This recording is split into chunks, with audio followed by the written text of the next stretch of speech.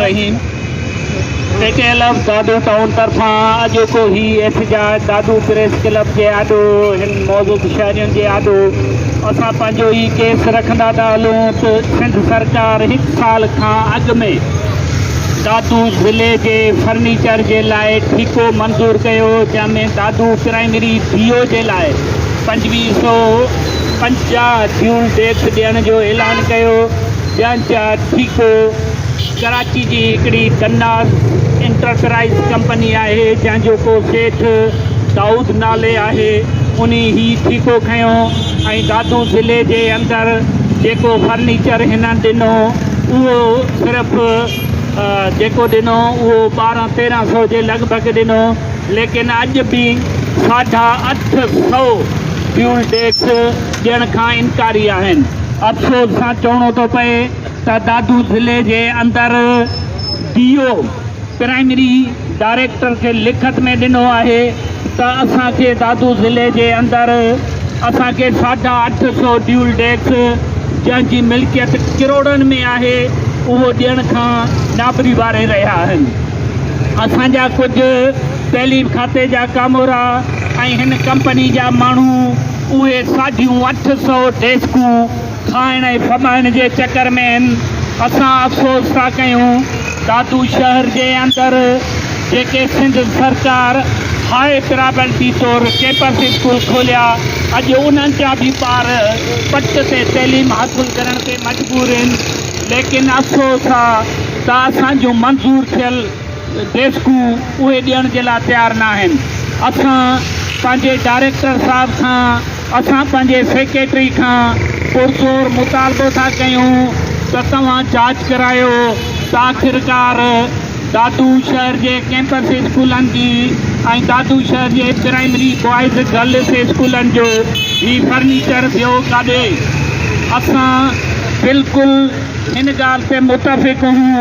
त हितां जा कुझु एक्स कामोरा या असांजा ठेकेदार ही 850 फ्यूल टैक्स फॿाइण जे चकर में आहिनि, खाइण जे चकर में आहिनि। असां पंहिंजे चूंडियल नुमाइंदनि खां, असां हितां जे DC खां, असां मौजूदा DOs खां पुरज़ोर मुतालबो था कयूं ख़ुदारा असांजे दादू शहर जे अंदरि हज़ारनि जे तइदाद में ॿारड़ा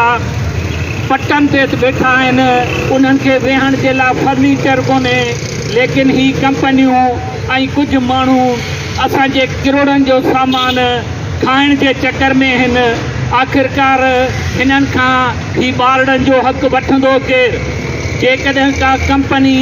को कामोरो ही असांजूं हज़ारनि जे तइदाद में डेस्कूं खाई वञनि ऐं असांजा हज़ारनि जे तइदाद में ॿार पटनि ते वेठा हुजनि त ही बदनज़मी आख़िर कंहिंजे खाते में लिखिजे?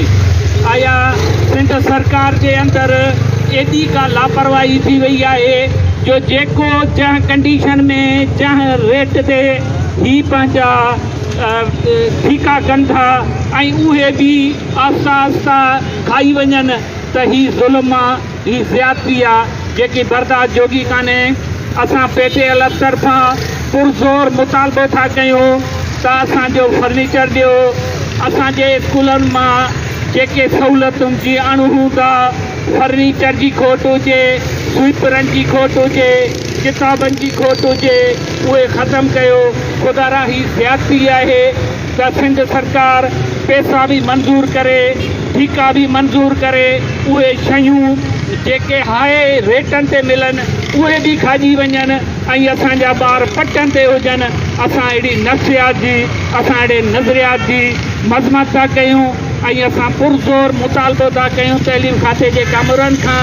ऐं ठेकेदार खां त फौरी तौर ते असांजो फर्नीचर ॾियो, न त ही एहतजाज जारी ऐं सारी रहंदो। दादू शहर के प्राइमरी स्कूलन में फर्नीचर जी खो, दादू शहर के प्राइमरी स्कूलन में फर्नीचर जी खो, दादू शहर के प्राइमरी स्कूलन में स्वीपरन जी खो, गार्डन जो फर्नीचर